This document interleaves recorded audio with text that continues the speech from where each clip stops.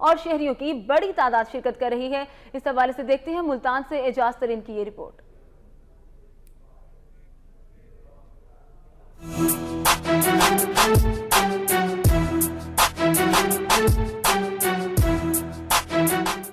پھلوں کے بادشاہ آم کو ملتان کا پانچواں تحفہ قرار دیا جاتا ہے۔ ملتان کے آم ملک بھر کے ساتھ ساتھ عالمی سطح پر بھی یکساں مقام انوکھی اور دیگر اقسام کے آم ہیں جو شائقین کی دلچسپی کا مرکز ہیں۔ فیسٹیول میں آموں کی 140 اقسام کے اسٹال سجائے گئے۔ باغبانوں کا کہنا ہے کہ مینگو فیسٹیول کا انعقاد اچھی کاوش ہے۔ اگر حکومت سرپرستی کرے تو ایکسپورٹ کو بڑھایا جا سکتا ہے جس سے ملک کو کثیر زر مبادلہ حاصل ہوگا۔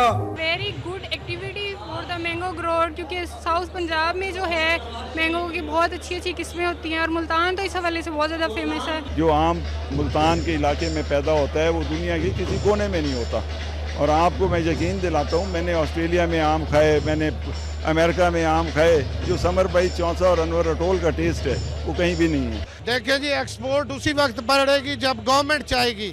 گورنمنٹ نے سپورٹ میکنزم نہیں دیا ہوا ایکسپورٹر کو، تو کیسے بڑھے گی؟